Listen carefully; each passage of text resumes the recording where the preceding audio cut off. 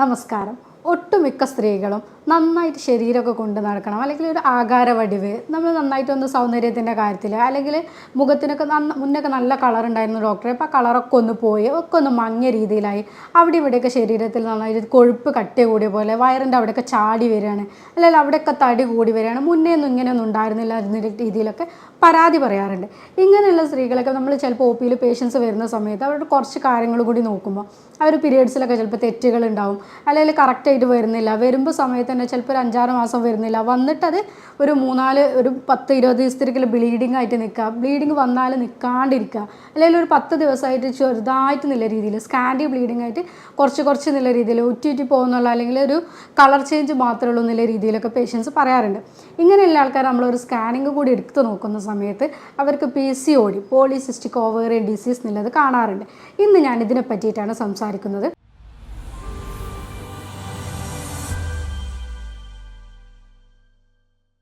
ഞാൻ ഡോക്ടർ ആഫിയാലോ, senior consultant, doctor ബാസിസ് ഹോമിയോ ഹോസ്പിറ്റൽ, പാണ്ടിക്കാട്, മലപ്പുറം ജില്ല. സ്ത്രീകളിൽ ഗർഭാശയത്തിൻ്റെ 2 സൈഡിലായിട്ട് ബദാമിൻ്റെ ഷേപ്പിൽ, ഒരു ആൽമണ്ട് ഷേപ്പിൽ ഓവറി അല്ലെങ്കിൽ അണ്ടാശയുണ്ട്. ഈ അണ്ടാശയത്തിൽ നിന്ന് കൃത്യമായിട്ട് ഓരോ അണ്ടം ഉൽപ്പാദിപ്പിക്കുകയും ഓരോ പീരിയഡ്സിൻ്റെ സമയത്ത് ഓരോ അണ്ടം പൂർണ്ണ വളർച്ചയിലേക്ക് എത്തിയിട്ട് പ്രത്യുൽപാദനത്തിൽ റെഡിയായിട്ട് നിൽക്കും. അപ്പോൾ ഒരു സ്പേം വരുന്ന സമയത്ത് ഇതിനെ സ്വീകരിക്കാൻ ഈ അണ്ട റെഡിയായി നിൽക്കുകയും അത് ഫ്യൂഷൻ സംഭവിച്ചിട്ടാണ് കുട്ടികൾ ഉണ്ടാകുന്ന എന്നുള്ളൊരു പ്രോസസ്സിലേക്ക് എത്തുന്നത്.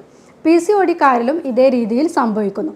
പക്ഷേ ഓരോ അണ്ടങ്ങളും പൂർണ്ണ വളർച്ചയിലേക്ക് എത്താതെ ഇത് അണ്ടാശയത്തിൽ തന്നെ നിൽക്കും. ഈ അണ്ടം ശരിക്കും എന്താ വെച്ചാൽ ഫെലോപ്പിയൻ ട്യൂബിലേക്ക് വരണം, എങ്കിൽ ഇവിടെ സ്പേം വരുന്ന സമയത്തോടെ ഫ്യൂഷൻ സംഭവിക്കുന്നുള്ളൂ. പക്ഷേ ഇവിടെ എന്താണെന്ന് വെച്ചാൽ ഈ PCODക്കാരിൽ ഈ അണ്ടങ്ങളെല്ലാം തന്നെ ഈ അണ്ടാശയത്തിൽ തന്നെ കുമിഞ്ഞു കൂടുകയും അവിടെ അത് മുകുളങ്ങളായിട്ട് നമുക്ക് കാണപ്പെടുകയും ചെയ്യുന്നു. ഓരോ സിസ്റ്റ് എന്നുള്ള രൂപത്തിൽ ഫോം ചെയ്യും. ഇത് നമുക്ക് സ്കാനിങ്ങിലൂടെയാണ് ഓരോ മുകുളങ്ങളായിട്ട് അണ്ടാശയത്തിൻ്റെ ചുറ്റുഭാഗത്ത് പെരിഫറിയിൽ ഇങ്ങനെ മൊത്തമായിട്ട് നിൽക്കുന്നത് കാണാം. അങ്ങനെ നമ്മളിത് സ്കാനിങ് ചെയ്യുമ്പോൾ ഒരു 10-12 കുമിളകൾ ഇതിലിങ്ങനെ കാണും. അങ്ങനെയാണ് നമ്മൾ പോളിസിസ്റ്റിക് ഓവേറിയൻ ഡിസീസ് എന്നുള്ള രീതിയിലേക്ക് എത്തുന്നത്. പണ്ട് സ്ത്രീകളിൽ 5% PCOD ഉണ്ട് എന്നുണ്ടെങ്കിൽ ഇപ്പോൾ അത് 40% വരെ എത്തിയിട്ടുണ്ട്. അതിൽ തന്നെ ഏഷ്യൻസിൽ ഇപ്പോൾ കൂടുതലായിട്ട് PCOD കണ്ടുവരുന്നുണ്ട്. നമ്മളുടെ വളർന്നു വരുന്ന ജീവിത സാഹചര്യങ്ങളുടെ മാറ്റവും അതുപോലെ തന്നെ നമ്മുടെ ഭക്ഷണ ശൈലിയിലുള്ള മാറ്റങ്ങളും ഒക്കെ തന്നെയാണ് ഈ PCODയിലേക്ക് കൂടുതലായിട്ട് നയിക്കുന്നത്. നമ്മൾക്ക് തന്നെ അറിയാം, കുട്ടികളൊക്കെ ഒരു 15 വയസ്സ് വരെയൊക്കെ കുട്ടികൾ നന്നായിട്ട് ഓടിച്ചാടി കളിക്കുന്ന, അല്ലെങ്കിൽ ഡാൻസ് കാര്യങ്ങളൊക്കെ കൂടുതലായിട്ട് ആക്റ്റീവായിട്ടുള്ള കുട്ടികളായിരിക്കും. ഇങ്ങനത്തെ കുട്ടികൾക്കൊന്ന് പീരിയഡ്സ് ആവുന്ന സമയത്തോ അല്ലെങ്കിൽ അവരൊന്ന് വലുതായി എന്നുള്ളത് പാരൻസ് അറിയുന്ന സമയത്ത് തന്നെ അവരോട് പറയും, ഇനി കളിയും കാര്യങ്ങളൊക്കെ ഒന്ന് നിർത്തിക്കോ, അല്ലെങ്കിൽ 10ാം ക്ലാസ്സൊക്കെ എത്തുമ്പോൾ ഒന്ന് ഇനി പഠനത്തിലേക്ക് മാത്രമായിക്കോ, ഇനി ഒന്ന് വല്ലാണ്ട് കളികളും കാര്യങ്ങളൊക്കെ ഒന്ന് കുറച്ചിടാന്നുള്ളത് പറയും. അതുവരെ നല്ല വ്യായാമങ്ങളും അല്ലെങ്കിൽ കുട്ടികൾക്ക് തന്നെ അത് സൈക്ലിങ് കാര്യങ്ങളൊക്കെ കൂടുതലായിട്ടുണ്ടാവും. അതെല്ലാം പെട്ടെന്നാണ് ഈ രക്ഷിതാക്കൾ നിർത്തുന്നത്. നമ്മളിപ്പോൾ ഓരോ പഠനത്തിലും കാര്യങ്ങളൊക്കെ ഒന്ന് ശ്രദ്ധിച്ചോട്ടെ എന്നുള്ള രീതിയിലായിരിക്കും ഇതിൽ നിന്നൊക്കെ ഒന്ന് വിട്ടു നിൽക്കാൻ പറയുന്നത്. അങ്ങനെയുള്ള കുട്ടികൾക്ക് പെട്ടെന്ന് തന്നെ തടി കൂടുകയും അതേപോലെ അവരിത്രയും കാലം ചെയ്തിരുന്ന വ്യായാമങ്ങളും കാര്യങ്ങളിൽ നിന്നൊക്കെ അവർ ഒഴിഞ്ഞു മാറി അവരൊന്ന് ഉള്ളിലേക്ക് കാര്യങ്ങളിലേക്ക് വലിയുന്നതോട് കൂടി തന്നെ ഈ അരക്കെട്ടിനൊക്കെ വണ്ണങ്ങൾ കൂടുക, അതേപോലെ തന്നെ തടി കുറച്ച് കൂടുക, ഇങ്ങനെയൊക്കെ ആകുമ്പോഴൊക്കെ പിന്നെ അതിൻ്റെ കൂട്ടത്തിൽ തന്നെ അവർ ഈ ഭക്ഷണങ്ങൾ എടുക്കുന്നത്, പോഷകാഹാരങ്ങളുള്ള ഭക്ഷണങ്ങൾ കുറയുന്നു, പോരാതിന് ജങ്ക് ഫുഡ്സ്, ഫാസ്റ്റ് ഫുഡ് കൂടുതലായിട്ട് എടുക്കുന്നു. ഇതൊക്കെ കൊണ്ട് സ്വാഭാവികമായിട്ടും അവരുടെ തടി കൂടും, അവർക്ക് ഈ പോളിസിസ്റ്റിക് ഓവേറിയൻ ഡിസീസ് അല്ലെങ്കിൽ ഇങ്ങനത്തെ കാര്യങ്ങളിലേക്ക് കൂടുതലായിട്ട് വരുന്നതും കാണുന്നുണ്ട്. മുന്നേ കൂട്ടിയിട്ട് ഇതൊരു 30 വയസ്സിന് മേലെ അല്ലെങ്കിൽ 38-45 വയസ്സിലൊക്കെ കൂടുതലായിട്ടുള്ള സ്ത്രീകളാണ് PCOD കണ്ടിരുന്നത്. ഇന്ന് അത് കൂടുതലായിട്ട് ഒരു 15 വയസ്സ് കഴിഞ്ഞിട്ട് അല്ലെങ്കിൽ പീരിയഡ്സ് കഴിഞ്ഞ് കുറച്ച് സമയം കൊണ്ട് തന്നെ PCOD ആയിട്ട് കാണുന്നുണ്ട്. കൃത്യമായിട്ട് ഡോക്ടറെ മെൻസസ് വരുന്നില്ല, അവൾക്ക് അന്നായതാണ്, പിന്നെ ഇതുവരെ ആയിട്ടില്ല, ഇനി ആവുകയാണെങ്കിൽ തന്നെ ഒരു 4 മാസം ആവാണ്ട് പിന്നെ വരുന്നൊരു ബ്ലീഡിങ് 20 ദിവസത്തോളം നീണ്ടു നിൽക്കുകയാണ്. ബ്ലീഡിങ്ങിന് എന്തെങ്കിലും മെഡിസിൻ കഴിച്ചാൽ മാത്രമേ അത് നിൽക്കുന്നുള്ളൂ, അപ്പോഴേ അത് കുറക്കാൻ പറ്റുന്നുള്ളൂ. 10-15 ദിവസം സ്കൂളിൽ പോകാൻ പറ്റാറില്ല, അപ്പോൾ അവൾക്ക് അതിന് ഭയങ്കരമായിട്ട് വേദനയാണ്. പിന്നെ അല്ലെങ്കിൽ തീരെ ബ്ലീഡിങ് വരുന്നില്ല, ചിലപ്പോൾ രക്തമല്ലായിട്ടായിരിക്കും ഡോക്ടറെ എന്നൊക്കെ പറഞ്ഞിട്ട് പേഷ്യൻസ് കുറേ രീതിയിൽ ഇതിൽ വന്ന് പരാതി പറയാറുണ്ട്. നമ്മളിപ്പോൾ ഞാൻ പറഞ്ഞ രീതിയിൽ തന്നെ അവരുടെ വ്യായാമങ്ങളും കാര്യങ്ങളൊക്കെ പെട്ടെന്ന് കുറച്ച് അവർക്ക് ഒരുപാട് സ്ട്രെസ്സും കാര്യങ്ങളും കൊടുക്കുന്നതുകൊണ്ട് തന്നെയാണ് ഈ ഒരു രീതിയിൽ ഇപ്പോൾ PCOD കൂടുതലായിട്ട് കണ്ടുവരുന്നത്. ഇതിൽ മെയിനായിട്ട് നമുക്കിപ്പോൾ ലക്ഷണങ്ങൾ കിട്ടുക എന്തൊക്കെയാണെന്ന് വെച്ചാൽ, ഇപ്പോൾ ഞാൻ ഈ പറഞ്ഞത് തന്നെയാണ്, കൃത്യമല്ലാത്ത ആർത്തവം വരുന്ന സമയത്ത് ഒരു 3 മാസത്തോളം വരാണ്ടിരിക്കുക, വരുന്നത് ഒരു 20 ദിവസത്തോളം വരിക, അല്ലെങ്കിൽ 10 ദിവസം തുടർച്ചയായിട്ട് കുറച്ച് നല്ല രീതിയിൽ സ്കാൻഡി ബ്ലീഡിംഗ് എന്ന് പറയും, അങ്ങനത്തെ ബ്ലീഡിംഗ് ആയിട്ട് വരിക. അതിൻ്റെ കൂട്ടത്തിൽ തന്നെ പുരുഷ ഹോർമോൺ കൂടുതലായിട്ട് വരുന്നത് കൊണ്ട് നമ്മളുടെ തലയിലേക്കുള്ള ഹെയർ പോകും, പക്ഷേ ഈ താടി രോമങ്ങൾ കൂടുതലായിട്ട് വരിക, അതേപോലെ മീശ വരിക, പിന്നെ വോയിസ് സ്ത്രീകളിൽ എന്താ വെച്ചാൽ വോയിസ് കുറച്ച് സോഫ്റ്റ് ആയിട്ടുള്ള വോയിസ് ആണെങ്കിൽ കുറച്ചത് ഹാർഡായിട്ട് കൂടുതലായിട്ട് അങ്ങനത്തെ വോയിസിലേക്ക് മാറ്റം വരിക, അതുപോലെ തന്നെ ഇവർക്ക് ഭയങ്കര സ്ട്രെസ്സ് കാര്യങ്ങളൊക്കെ വരിക, പിന്നെ പ്രമേഹത്തിലേക്കുള്ള തുടക്കം വരിക, ഇൻസുലിൻ റെസിസ്റ്റൻസ് കാണിക്കുക, ഇങ്ങനത്തതൊക്കെയാണ് കൂടുതലായിട്ട് ഇതിൽ ലക്ഷണങ്ങളായിട്ട് നമുക്ക് കിട്ടാറുള്ളത്. ചില സ്ത്രീകളുടെ കേസിൽ വന്ധ്യതയ്ക്ക് കാരണം അന്വേഷിച്ച് പോകുമ്പോൾ, അതായത് കല്യാണം കഴിഞ്ഞ് കുറേ ആയിട്ടും കുട്ടികളാവുന്നില്ല, എന്താണ് ഇതിന് കാരണം എന്നുള്ളത് സ്കാനിങ് ചെയ്ത് നോക്കുമ്പോഴായിരിക്കും ഫസ്റ്റായിട്ട് തന്നെ PCOD കാണിക്കുന്നത്. അവർ പറയാറുണ്ട് കൃത്യമായിട്ട് ഡോക്ടറെ എനിക്ക് ബ്ലീഡിങ് പീരിയഡ്സ് വരുന്നുണ്ട്, എല്ലാ മാസവും 28 ദിവസത്തിൽ അല്ലെങ്കിൽ 30 ദിവസത്തിൽ കൃത്യമായിട്ട് വരുന്നുണ്ട്, പിന്നെ എങ്ങനെയാണ് എനിക്ക് PCOD ആയതെന്ന് അവർ ചോദിക്കാറുണ്ട്. PCOD രണ്ട് രീതിയിലും കാണിക്കാറുണ്ട്. ബ്ലീഡിങ് ഉണ്ടായിട്ടുണ്ടെങ്കിലും അത് അനോവുലേറ്ററി സൈക്കിളാണ് അവിടെ വരുന്നത്. കാരണം എന്താ വെച്ചാൽ ഓവുലേഷൻ കറക്റ്റായിട്ട് നടക്കുന്നില്ല, പക്ഷേ ബ്ലീഡിങ് അവിടെ മാസമുറ കൃത്യമായിട്ട് നടക്കുന്നുണ്ട്. അവിടെ ഞാൻ നേരത്തെ പറഞ്ഞു അണ്ടം കൃത്യമായിട്ട് ഫെലോപ്പിയൻ ട്യൂബിലെത്തി അവിടെ നിന്നാണ് അതിൻ്റെ ഫ്യൂഷൻ സംഭവിക്കുന്നത്. ഇവിടെ ഓവുലേഷൻ സംഭവിക്കാതെ തന്നെ 14 ദിവസത്തിലുള്ള ആ ഓവുലേഷൻ സംഭവിക്കാതെ തന്നെ ചില ആൾക്കാർക്ക് പീരിയഡ്സ് സംഭവിക്കാറുണ്ട്. പിന്നെ അതേപോലെ കൂടുതൽ പേഷ്യൻസ് പറയാറുണ്ട് ഡോക്ടറെ ഈ തടിയുള്ള PCOD മാത്രമേ എല്ലാവരും പറയുന്നുള്ളൂ, എല്ലാ ഡോക്ടേഴ്സും പറയാറുള്ളൂ, എല്ലാ വീഡിയോസിലും തടിയുള്ള ആൾക്കാരെ PCOD മാത്രമേ പറയുന്നുള്ളൂ, പക്ഷേ ഞാൻ ഇത്രയും മെലിഞ്ഞിട്ടാണ്, അല്ലെങ്കിൽ ഞാൻ അധികം ഭക്ഷണങ്ങളും കാര്യങ്ങളും ഒന്നും കഴിക്കാറില്ല, എന്നിട്ടും എനിക്ക് PCOD ഉണ്ടല്ലോ, അല്ലെങ്കിൽ ഞാൻ മെലിഞ്ഞിട്ടാണല്ലോ എന്നിട്ടും എനിക്ക് PCOD ഉണ്ടല്ലോ എന്നുള്ളത്. PCOD നമ്മൾ രണ്ട് രീതിയിൽ തന്നെയാണ് പറയാറുള്ളത്. തടിയുള്ള ആൾക്കാർക്കുള്ള PCODയും അതേപോലെ മെലിഞ്ഞ ആൾക്കാർക്കുള്ള PCODയും. മെലിഞ്ഞ ആൾക്കാർക്കുള്ള PCODയിൽ നമ്മൾ ഒരിക്കലും PCODയിലെ ആൾക്കാർക്കോട് തടി കുറക്കുക എന്നുള്ളതല്ല പറയുന്നത്. അവിടെ ഇൻസുലിൻ റെസിസ്റ്റൻസ് ആണ് മെയിനായിട്ട് സംഭവിക്കുന്നത്. നമ്മളെ പാങ്ക്രിയാസ് ഇൻസുലിൻ എന്ന് പറഞ്ഞ ഹോർമോണിനെ പ്രൊഡ്യൂസ് ചെയ്യുന്നു. നമ്മൾ അന്നജം കൂടുതലായിട്ട് അടങ്ങിയ ഭക്ഷണങ്ങൾ, അതേപോലെ ഷുഗർ കൂടുതലായിട്ടുള്ള അടങ്ങിയ ഭക്ഷണങ്ങളൊക്കെ എടുക്കുന്ന സമയത്ത് ഈ ഇൻസുലിൻ നമ്മൾ ഇതിനെ കൊഴുപ്പാക്കി മാറ്റി നമ്മുടെ ശരീരത്തിൽ ആവശ്യമുള്ളത് സ്റ്റോർ ചെയ്യും, ബാക്കിയുള്ളതിനെ കളയും. ഈ ഒരു പ്രക്രിയ നമ്മുടെ ശരീരത്തിൽ നടക്കുന്നുണ്ട്. പക്ഷേ ഇവിടെ എന്താ സംഭവിക്കുന്നത് വെച്ചാൽ നമ്മൾ എടുത്ത പഞ്ചസാരനോ അല്ലെങ്കിൽ ഷുഗറിനോ തന്നെ ഇൻസുലിൻ തിരിച്ചറിയാൻ പറ്റാത്തൊരവസ്ഥ വരികയും ഇൻസുലിൻ റെസിസ്റ്റൻസ് സംഭവിക്കുകയും ചെയ്യും. അങ്ങനെ ഉണ്ടാകുമ്പോൾ ഷുഗർ രോഗികളിൽ എന്താണ് സംഭവിക്കുന്നത്? അതുപോലെ തന്നെയാണ് ഇവിടെ ഈ ഇൻസുലിൻ റെസിസ്റ്റൻസ് എന്ന് പറയുന്നത്. അപ്പോൾ ഇവരൊക്കെ കൂടുതലായിട്ടും ഷുഗറിനോട് ക്രേവിങ് കൂടുതലായിരിക്കും, അതേപോലെ കൂടുതലായിട്ട് ഭക്ഷണം കഴിക്കണം എന്നുള്ളത് തോന്നും. പിന്നെ പഞ്ചസാര, അന്നജം കൂടുതലായിട്ട് അടങ്ങിയ ഭക്ഷണങ്ങളോടൊക്കെ വല്ലാത്തൊരു ആർത്തി കാണിക്കും ഇങ്ങനത്തെ പേഷ്യൻസൊക്കെ. അപ്പോൾ നമ്മൾ ഒരിക്കലും പേഷ്യൻസിനോട് നിങ്ങൾ തടി കുറക്കുക എന്നുള്ളതല്ല പറയുന്നത്. പോഷകാഹാരം കൂടുതലായിട്ടുള്ള ഭക്ഷണങ്ങൾ കഴിക്കുക, അതുപോലെ തന്നെ അമിതമായിട്ടുള്ള ജങ്ക് ഫുഡ്സ് ഇങ്ങനത്തെ കാര്യങ്ങൾ ഒഴിവാക്കുക എന്നുള്ളതാണ് പറയുന്നത്.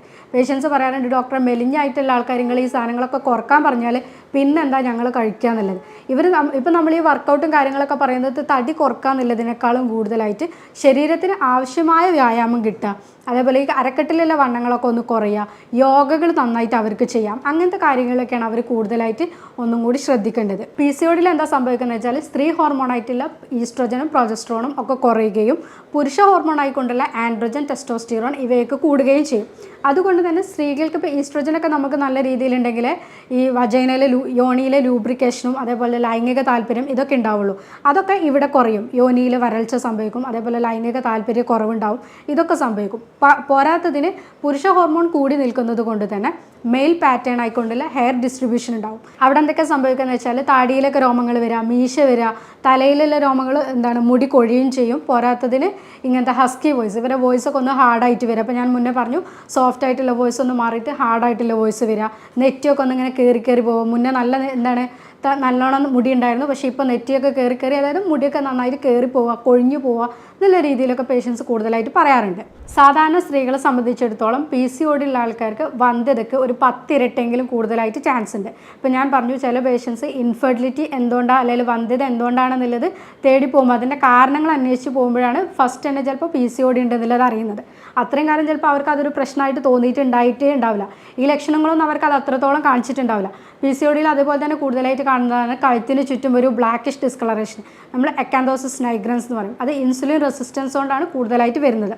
നമ്മളെപ്പോഴും ഇൻസുലിൻ എന്നുള്ളത് ഡയബറ്റീസിനോട് റിലേറ്റ് ചെയ്ത് മാത്രമേ പറയാറുള്ളൂ. പക്ഷേ PCODൻ്റെ കേസിലും ഈ ഇൻസുലിൻ റെസിസ്റ്റൻസ് ആണ് കൂടുതലായിട്ട് കാണുന്നത്. അവർക്ക് കാണിക്കുന്ന ഒട്ടുമിക്ക സിംറ്റംസും ഇൻസുലിൻ റെസിസ്റ്റൻസ് എന്നുള്ളതുകൊണ്ട് തന്നെയാണ് വരുന്നത്. ഇവിടെ എന്തൊക്കെയാണെന്ന് വെച്ചാൽ അരക്കെട്ടിന് ചുറ്റുള്ള വണ്ണം കൂടും, ഈ കൊഴുപ്പുകളും കാര്യങ്ങളൊക്കെ അരക്കെട്ടിന് ചുറ്റും കൂടുതലായിട്ട് അടിഞ്ഞു കൂടും, അമിതമായിട്ട് ഇങ്ങനത്തെ ഭക്ഷണങ്ങളോട് ഈ ഷുഗറിനോട് അങ്ങനത്തെ കാര്യത്തിനോടൊക്കെ വല്ലാത്ത തരം ക്രേവിങ്സും കാര്യങ്ങളും ആയിരിക്കും. അപ്പോൾ അതെപ്പോഴും എടുത്തുകൊണ്ടിരിക്കണം എന്ന് തോന്നും. അവർ ഒരു നേരം ഭക്ഷണം ഒഴിവാക്കിയിട്ടുണ്ടെന്നുണ്ടെങ്കിൽ 2 നേരത്തെ ഭക്ഷണം അടുത്ത നേരം ഒരുമിച്ച് എടുക്കും. ഇങ്ങനത്തെ കാര്യങ്ങളൊക്കെയാണ് കൂടുതൽ ഇവർക്ക് കാണിക്കാറുള്ളത്.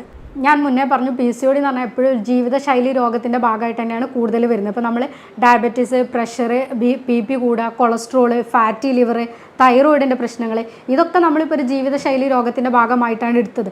അതേപോലെ തന്നെയാണ് ഇപ്പോൾ PCOD കൂടുതലായിട്ട് കണ്ടുവരുന്നത്. കൂടുതലിപ്പോൾ കുട്ടികളൊക്കെ ആണെന്നുണ്ടെങ്കിലും ഞാൻ ഇപ്പോൾ മുന്നേ പറഞ്ഞ പോലെ ഓടിച്ചാടി കളിച്ചിരുന്ന കുട്ടികൾ പെട്ടെന്നൊന്ന് പീരിയഡ്സ് ആവുന്നതോടുകൂടി അല്ലെങ്കിൽ അവർക്ക് ആ ഒരു ചേഞ്ച് പെട്ടെന്ന് ഹോർമോണിൻ്റെ ചേഞ്ചും കാര്യങ്ങളും കൊണ്ട് അവരൊന്ന് ഒതുങ്ങിപ്പോവാണ്. ഈ ഒതുങ്ങിപ്പോകുമ്പോൾ അവർ മുന്നേ ചെയ്തിരുന്ന എല്ലാ വ്യായാമങ്ങളും നിർത്തിയിട്ടാണ് അവർ ഒതുങ്ങിപ്പോകുന്നത്. അതോടുകൂടി തന്നെ ഇവർക്ക് എന്താണ് ഈ ഫാറ്റി ഡെപ്പോസിഷൻ കൂടാനും അവർക്ക് ഇങ്ങനത്തെ ഈ സ്ട്രെസ്സും കാര്യങ്ങളും കൂടിയിട്ട് ഓരോരോ അസുഖങ്ങളിലേക്ക് നയിക്കുന്നുണ്ട്. ഈ PCODയിലൊക്കെ കൂടുതലുള്ള ആൾക്കാർക്ക് ഇപ്പോൾ നമ്മൾ കുറച്ച് യോഗകൾ കാര്യങ്ങളൊക്കെ സജസ്റ്റ് ചെയ്യാറുണ്ട്. അതേപോലെ തന്നെ മെഡിസിനൽ ട്രീറ്റ്മെൻറ്റ് എടുക്കുന്നതിൻ്റെ കൂടെ തന്നെ മെഡിസിൻ ഒരു പാർട്ടായിട്ട് മാത്രം എടുക്കാൻ നോക്കുക. അവരുടെ ഭക്ഷണത്തിൻ്റെ ശൈലി മാറ്റുക, അതേപോലെ അവരുടെ ജീവിത ശൈലിയിൽ കുറച്ച് മാറ്റങ്ങളും കൂടി വരുത്തുകയാണെങ്കിൽ ഇവർക്കിത് പെട്ടെന്ന് തന്നെ മാറ്റിയെടുക്കാൻ പറ്റും. പക്ഷെ നമ്മൾ ഒരിക്കലും ഇത് ഒരു 2 മാസം കൊണ്ട് മാറ്റിത്തരാമെന്നോ അങ്ങനെയൊന്നും ഇതിൽ ഒരിക്കലും പറയാൻ പറ്റില്ല. PCOD എന്ന് പറഞ്ഞിട്ടുണ്ടെങ്കിൽ അവർ നമ്മളെ കൂടെ തന്നെ നിന്നിട്ട് നമ്മളൊരു കൺസൾട്ടേഷൻ എടുക്കുന്ന സമയത്ത് മെഡിസിൻ കഴിക്കുന്നതോട് കൂടി തന്നെ ഒരു 6 മാസത്തേക്ക് അല്ലെങ്കിൽ ഒരു കൊല്ലത്തേക്ക് ഞാൻ ഇന്ന ജീവിതശൈലിയിൽ മാറ്റങ്ങളൊക്കെ വരുത്തും, അല്ലെങ്കിൽ ഇന്ന സാധനങ്ങളൊക്കെ ഭക്ഷണത്തിൽ ഞാൻ കൂടുതലായിട്ട് ഉൾപ്പെടുത്തുന്നില്ല, ഒരു വെച്ചിട്ട് ആ ഒരു നമ്മളൊരു തീരുമാനം വെച്ചിട്ട് തന്നെ ട്രീറ്റ്മെൻറ്റിലേക്ക് അവരും കൂടി നിൽക്കുകയാണെങ്കിൽ ഇതിൽ നമുക്ക് നല്ല മാറ്റങ്ങൾ കൊണ്ടുവരാൻ പറ്റാറുണ്ട്. പേഷ്യൻസിന് നമ്മളൊരു ഡെയിലി റൂട്ടീനായിട്ട് ഇന്ന കാര്യങ്ങളൊക്കെ ഭക്ഷണത്തിൽ ഉൾപ്പെടുത്തണം എന്ന് പറയുമ്പോൾ കുറച്ച് കാര്യങ്ങൾ പറഞ്ഞു കൊടുക്കാറുണ്ട്. അതിലെന്താ വെച്ചാൽ രാവിലെ തന്നെ അവർ എണീക്കുന്ന സമയത്ത് നമുക്ക് സാധാരണ എല്ലാവർക്കും ഉള്ളൊരു ശീലമാണ് രാവിലെ തന്നെ എണീറ്റ് ഉടനെ നല്ലൊരു കോഫി അല്ലെങ്കിൽ നല്ലൊരു പാൽച്ചായ മധുരം ഇട്ടുകൊണ്ട് കുടിക്കുക എന്നുള്ളത്. അത് ഒഴിവാക്കിയിട്ട് രാവിലെ അവർക്ക് എണീറ്റ് വന്ന സമയത്ത് തന്നെ നല്ല ചൂടുവെള്ളം ഒന്നല്ലെങ്കിൽ നമുക്ക് നല്ല ചെറുനാരങ്ങയൊക്കെ ഉറ്റിച്ചിട്ട് കുടിക്കാം. അതേപോലെ തന്നെ അല്ലെങ്കിൽ ഈ കറുവപ്പട്ടൻ്റെ പൊടി അത് ഒരു ചൂടാക്കിയ വെള്ളത്തിൽ ഒരു ഗ്ലാസ്സിൽ കറുവപ്പട്ടൻ്റെ പൊടി ഒന്നോ രണ്ടോ സ്പൂൺ ഇട്ടിട്ട് നന്നായിട്ട് മിക്സ് ചെയ്തിട്ട് കഴിക്കാം. അതേപോലെ തലേന്ന് ഇട്ട് വെച്ച ഈ ചണവിത്ത് ഫ്ലാക്സ് സീഡ്സ് എന്നൊക്കെ പറയുന്നത് ഒരു ഗ്ലാസ്സിൽ ഒരു സ്പൂണൊക്കെ തലേന്ന് തന്നെ ഇട്ട് വെക്കുക. അത് രാവിലെ തന്നെ എണീക്കുന്ന സമയത്ത് കുടിക്കുക. അതുപോലെ തന്നെ പറയുന്നതാണ് ചിയാ സീഡ്. ഇതൊക്കെ നമുക്ക് ഡെയിലി രാവിലത്തെ ഇതിൽ ഉൾപ്പെടുത്താം. ബ്രേക്ക്ഫാസ്റ്റിലേക്ക് പോകുന്ന സമയത്ത് അരിഭക്ഷണങ്ങൾ കുറക്കുക, പക്ഷേ പരമാവധി ഒഴിവാക്കണം എന്നുള്ളതല്ല. അവർ 1-2 അപ്പം കഴിക്കാം, പക്ഷെ കൂടെ തന്നെ പ്രോട്ടീൻ വർഗ്ഗങ്ങൾ കൂടുതലായിട്ട് ഉൾപ്പെടുത്തുക. പയറുവർഗ്ഗങ്ങളിൽ കൂടുതലായിട്ട് നമുക്ക് ഈ അപ്പത്തിൻ്റെ കൂടെ കടല, പരിപ്പ് അങ്ങനത്തെ സാധനങ്ങളൊക്കെ ചെറുപയറോ പട്ടാണി അങ്ങനത്തതൊക്കെ മുളപ്പിച്ചിട്ട് എടുക്കുകയാണെങ്കിൽ ഒന്നുകൂടി നന്നാവും. അങ്ങനത്തെ രാവിലെ തന്നെ ഭക്ഷണത്തിൽ ഉൾപ്പെടുത്തുക. അതിൻ്റെ കൂടെ തന്നെ നമുക്ക് റാഗി കരച്ചിട്ടുള്ള ദോശ എടുക്കാം. അതേപോലെ തന്നെ ഈ മില്ലറ്റ്സിൻ്റെ ദോശ, ഉപ്പുമാവ്, ഓട്സിൻ്റെ ദോശ, ഇതൊക്കെ കൂടുതലായിട്ട് ഉൾപ്പെടുത്തുക. എന്താണെങ്കിലും ഇതിൻ്റെ കൂടെ നമ്മളൊരു പ്രോട്ടീൻ എന്നുള്ളത് കൂടെ വേണം. 1-2 മുട്ടൻ്റെ വെള്ളയൊക്കെ കൂടുതലായിട്ട് ഉൾപ്പെടുത്തുന്നത് നല്ലതാണ്. പിന്നെ നമ്മൾ ഉച്ചക്കത്തെ ഭക്ഷണം കഴിക്കുന്നതിന് മുന്നേ നമ്മൾ സാധാരണയായിട്ട് 3 നേരമാണല്ലോ ഭക്ഷണം പറയുന്നത്, അത് പുറമെ 6 നേരമാക്കിയിട്ട് ഭക്ഷണം കഴിക്കുക. അപ്പോൾ എല്ലാവരും വിചാരിക്കും എല്ലാവരും ഭക്ഷണം കുറക്കാൻ പറയുന്നത് നിങ്ങളെന്താണ് ഇത് ഭക്ഷണം കൂട്ടാൻ പറയുന്നത് എന്നുള്ള രീതിയിൽ. പക്ഷേ ഇവിടെ അങ്ങനെയല്ല. നമ്മൾ ഉച്ചക്കത്തെ ഭക്ഷണം എടുക്കുന്ന സമയത്ത് അത് നമ്മൾ നന്നായിട്ട് എടുക്കൂലേ. പക്ഷെ അതിന് പുറമെ ഈ ഭക്ഷണം നമ്മളൊന്ന് മിഡ് മീൽ എന്നുള്ള രീതിയിൽ, മിഡ് സ്നാക്സ് എന്നുള്ള രീതിയിൽ എടുക്കുക. ഇവിടെ എന്താണെന്ന് വെച്ചാൽ നമുക്ക് സ്നാക്സ് ആയിട്ട് ബദാമോ അണ്ടിപ്പരിപ്പോ അങ്ങനെ സാധനങ്ങൾ എന്തെങ്കിലും ചെറു ഭക്ഷണമായിട്ട് എടുക്കാം. അല്ലാത്തവർക്ക് കട്ട് ഫ്രൂട്ട്സ് ആക്കിയിട്ട് എടുക്കാം. നമുക്ക് സാധാരണക്കാരോട് പറയുമ്പോൾ നമുക്ക് എപ്പോഴും നല്ലത് അതാണ്, കട്ട് ഫ്രൂട്ട്സ് ആക്കിയിട്ട് എടുക്കാം. പക്ഷേ അത് സീസണൽ ഫ്രൂട്ട്സ് ആക്കിക്കൊണ്ട് തന്നെ എടുക്കുന്നതാണ് ഏറ്റവും നല്ലത്. പക്ഷേ മാങ്ങ, ചക്ക അങ്ങനത്തെ കാര്യങ്ങളൊക്കെ കുറക്കുക. കാരണം വെച്ചാൽ അതിൽ കുറച്ചും കൂടി ഷുഗർ കണ്ടൻറ്റ് കൂടുതലാണ്. അല്ലാതെ നമുക്ക് ഓറഞ്ച്, തൊലിയോട് കൂടിയുള്ള ആപ്പിൾ ഇങ്ങനത്തതൊക്കെ ആയിട്ട് എടുക്കാം.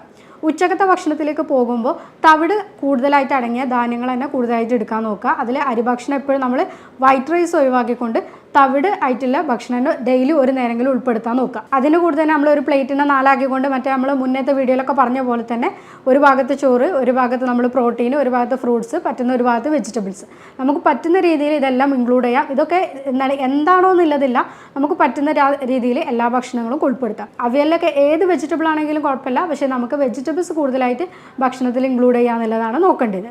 ഈവനിങ്ങിൽ നമ്മൾ ഇതേപോലെ തന്നെ ചായ എന്നുള്ളതൊക്കെ ഒഴിവാക്കിയിട്ട് അവിടെ നമുക്ക് നാരങ്ങകളൊക്കെ കുടിക്കാം. അത് ഉപ്പിട്ടിട്ട് കുടിക്കുകയാണെങ്കിൽ ഒന്നുകൂടി നല്ലതാണ്. മോരുവെള്ളം നല്ലതാണ്. ഇതൊക്കെ നമുക്ക് കുറച്ചും കൂടി ഹെൽത്തിയാണ്. അതേപോലെ തന്നെ ഈ PCOD കാര്യങ്ങൾക്കൊക്കെ നമുക്ക് ഒഴിവാക്കാനും പറ്റും. ഈവനിങ് ഭക്ഷണം നമ്മൾ ഒരുപാട് രാത്രി 9 മണി 10 മണി എന്നുള്ളത് കിടക്കാൻ നേരം കഴിക്കുക എന്നുള്ളതിന് പുറമെ കുറച്ച് നേരത്തെ ആക്കിയിട്ട് കഴിക്കുക. അപ്പോൾ നമ്മൾ ഈ ചപ്പാത്തിയോ അതേപോലെ ഓട്സിൻ്റെ ദോ അങ്ങനത്തെ എന്തെങ്കിലുമൊക്കെ ആയിട്ട് എടുക്കുക. അതിൻ്റെ കൂടെ തന്നെ ചിക്കനോ നമുക്കിപ്പോൾ എന്ത് പ്രോട്ടീൻ ആണെങ്കിലും ചിക്കന്, ബീഫ് അങ്ങനത്തെ സാധനങ്ങൾ എന്തായാലും കറി വെച്ചിട്ട് എടുക്കുന്നത് നല്ലതാണ്. മീൻ നല്ലതാണ്. ഒമേഗ 3 ഫാറ്റി ആസിഡ് കൂടുതലായിട്ട് അടങ്ങിയിട്ടുള്ള അയില, ചൂര, മത്തി അങ്ങനത്തെ സാധനങ്ങളൊക്കെ കൂടുതലായിട്ട് ഉൾപ്പെടുത്താം. അതേപോലെ തന്നെ നമുക്ക് 1-2 നട്ട്സോ ബദാമോ അങ്ങനത്തെ എന്തെങ്കിലും സാധനങ്ങൾ ഭക്ഷണത്തിൽ രാത്രി കിടക്കുന്നതിന് മുന്നേ എടുക്കുന്നത് നല്ലതാണ്. PCODക്കാരികൾ നമ്മൾ ഭക്ഷണം പറയുന്നതിൻ്റെ കൂടെ തന്നെ പറയാറുണ്ട്, ഇൻ്റർമീഡിയറ്റ് ഫാസ്റ്റിങ്ങിലേക്ക് നിങ്ങൾ മാറുകയാണെന്നുണ്ടെങ്കിൽ നിങ്ങൾക്ക് നല്ല രീതിയിലൊരു ചേഞ്ച് ഉണ്ടാവുന്നുള്ളത്. ഇൻ്റർമീഡിയറ്റ് ഫാസ്റ്റിംഗ് എന്താണെന്നുള്ളത് ഇപ്പോൾ എല്ലാവർക്കും അറിയുന്നത് തന്നെയാണ്. ഇവിടെ നമ്മൾ എന്താ വെച്ചാൽ 16 to 8 എന്നുള്ളൊരു അനുപാതികമായിട്ട് ഭക്ഷണത്തിൽ നോക്കണം. 16 മണിക്കൂർ നമ്മൾ ഫാസ്റ്റിങ്ങും 8 മണിക്കൂർ നമുക്ക് ഭക്ഷണം കഴിക്കാം. ഈ 16 മണിക്കൂറിൽ നമുക്ക് വെള്ളമൊക്കെ എന്തെങ്കിലും കുടിക്കുന്നതൊന്നും കുഴപ്പമില്ല. രാവിലെ നമ്മൾ 9 മണിക്കാണ് നമ്മൾ ബ്രേക്ക്ഫാസ്റ്റ് എടുക്കുന്നതെന്നുണ്ടെങ്കിൽ വൈകുന്നേരം നമ്മളൊരു 6-7 എന്നുള്ളതോടുകൂടി നമ്മൾ സ്റ്റോപ്പ് ചെയ്യണം. ഈ ഭക്ഷണം കഴിക്കുന്ന സമയത്ത് എല്ലാം കൂടി കഴിക്കുക എന്നുള്ളതല്ല, നമ്മളിപ്പോൾ ഈ മുന്നേ പറഞ്ഞ ഭക്ഷണങ്ങളെല്ലാം നമുക്ക് ഉൾപ്പെടുത്താം. അതിൻ്റെ കൂട്ടത്തിൽ തന്നെ നമ്മൾക്ക് അതിന് ശേഷമുള്ള സമയത്ത് വെള്ളം കൂടുതലായിട്ട് ഉപയോഗിക്കാം. നമുക്ക് പറ്റുന്ന രീതിയിൽ വെള്ളം എടുക്കുക. ഇതന്നെ നമ്മുടെ ബോഡിയിലുള്ള കൊഴുപ്പിനെയും ഫാറ്റിനെയൊക്കെ എന്തായാലും കുറക്കാൻ വേണ്ടിയിട്ട് സഹായിക്കും. നമ്മളിപ്പോൾ ഈ പറഞ്ഞ ഭക്ഷണങ്ങളും കാര്യങ്ങളും എല്ലാം ചെയ്യുന്നതിൻ്റെ കൂടെ തന്നെ നിർബന്ധമായിട്ട് ചെയ്യേണ്ട ഒരു കാര്യമാണ് എക്സസൈസ് എന്നുള്ളത്. ഈ എക്സസൈസ് എന്നുള്ളത് എന്തെന്ന് വെച്ചാൽ നിങ്ങൾക്ക് പറ്റുന്ന രീതിയിൽ എന്ത് തരം വ്യായാമങ്ങളും ചെയ്യാം. എന്താണെങ്കിലും ഡെയിലി 1 മണിക്കൂർ എന്നുള്ള രീതിയിലേക്ക് വരണം. 45 മിനിറ്റ് മുതൽ 1 മണിക്കൂർ എന്നുള്ള രീതിയിലേക്ക് തന്നെ വ്യായാമങ്ങൾ വരണം. ഇവിടെ എന്താണെന്ന് വെച്ചാൽ സൈക്ലിങ്, അതേപോലെ തന്നെ നീന്തൽ, പിന്നെ നമ്മൾ വള്ളിച്ചാട്ടം പറയില്ലേ, സ്കിപ്പിങ്, അതൊക്കെ കൂടുതൽ നല്ലതാണ്. ഈ പടികൾ കയറി ഇറങ്ങുക, അതേപോലെ തന്നെ ഇറങ്ങുക, അങ്ങനത്തത് നല്ലതാണ്.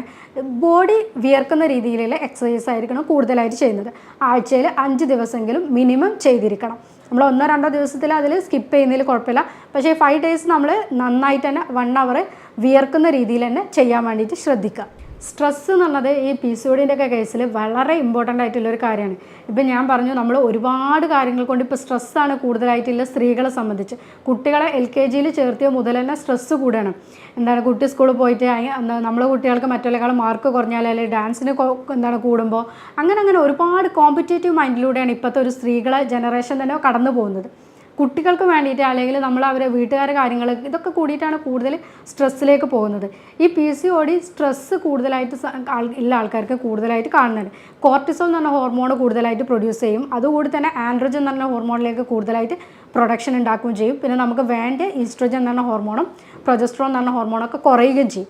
ഇങ്ങനെയുള്ളതിലൊക്കെ നമുക്ക് യോഗ കാര്യങ്ങളൊക്കെ, ബട്ടർഫ്ലൈ പൊസിഷനൊക്കെ യോഗ എക്സസൈസൊക്കെ പറയുന്നുണ്ട്. ഇതൊക്കെ ചെയ്യുന്നതുകൊണ്ട് നമുക്ക് ഈ സ്ട്രെസ്സും കാര്യങ്ങളും കുറക്കാൻ പറ്റും. നമുക്ക് ആവശ്യമുള്ള എക്സസൈസുകൾ ഡെയിലി എടുക്കുകയും ചെയ്യുമ്പോൾ നമുക്ക് ഈ PCODനൊക്കെ പിടിച്ച് കെട്ടാൻ പറ്റും. ഇപ്പം ഞാൻ ഈ വീഡിയോയിൽ പറഞ്ഞ കാര്യങ്ങളെല്ലാം നിങ്ങൾ 1-2 ദിവസം ചെയ്തിട്ട് ഇതിലൊന്നും സംഭവിക്കില്ല. കണ്ടിന്യൂസ് ആയിട്ട് ചെയ്യുക, ക്ഷമയോടെ കൂടി തന്നെ ചെയ്യുക. എങ്ങനെ ആകുമ്പോൾ മാത്രമേ ഇതിൽ നല്ലൊരു നമുക്ക് ഔട്ട്കം പ്രതീക്ഷിക്കാൻ പറ്റുള്ളൂ. ഒരു 6 മാസം വരെ കണ്ടിന്യൂസ് ആയിട്ട് ഈ കാര്യങ്ങളൊക്കെ ഞാൻ ചെയ്യുന്ന ഉറച്ചൊരു തീരുമാനത്തോടു കൂടി മാത്രം PCODൻ്റെ ട്രീറ്റ്മെൻറ്റിലേക്ക് പോവുക. അപ്പോൾ ഇതൊക്കെ നമുക്ക് തീർച്ചയായിട്ടും റിവേഴ്സ് ചെയ്യാൻ പറ്റുന്നതാണ്. തുടക്കത്തിലെ PCODൻ്റെ പ്രശ്നങ്ങളുണ്ട്, അല്ലെങ്കിൽ ആർത്തവ ക്രമക്കേടുകളുണ്ട്, ഈ പീരിയഡ്സ് ഒന്നും കറക്റ്റ് വരുന്നില്ല, വരുന്നത് തന്നെ ഇങ്ങനെയൊക്കെയാണെന്നുണ്ടെങ്കിൽ തുടക്കത്തിൽ തന്നെ അതിനൊരു ഡോക്ടറെ കണ്ടിട്ട് നിങ്ങൾ അതിനൊരു ട്രീറ്റ്മെൻറ്റിലേക്ക് പോവുക. കൃത്യമായിട്ടുള്ള ഡയറ്റും കാര്യങ്ങളും ശ്രദ്ധിക്കുക, എക്സസൈസ് കൃത്യമായിട്ട് ശ്രദ്ധിക്കുക. ഇതൊക്കെ ചെയ്യുമ്പോൾ PCODനെ സ്വാഭാവികമായിട്ടും നിങ്ങൾക്ക് അതിനെ തിരിച്ചു കൊണ്ടുവരാൻ പറ്റും. ഇപ്പം ഞാൻ പറഞ്ഞ ഈ PCODൻ്റെ കാര്യത്തിൽ നിങ്ങൾക്ക് എന്തെങ്കിലും സംശയങ്ങളോ കാര്യങ്ങളോ ഉണ്ടെങ്കിൽ താഴെ കൊടുത്തിരിക്കുന്ന വാട്സപ്പ് നമ്പറിൽ നിങ്ങൾക്ക് കോൺടാക്ട് ചെയ്യാവുന്നതാണ്. ഹോമിയോപ്പതിയിൽ നമ്മൾക്കിതിൽ ഫലപ്രദമായ ട്രീറ്റ്മെൻറ്റ് ലഭ്യമാണ്. സ്നേഹത്തോടെ ഡോക്ടർ ആഫിയ അലു, senior consultant, doctor Basil's homeo hospital, Pandikkad, Malappuram ജില്ല.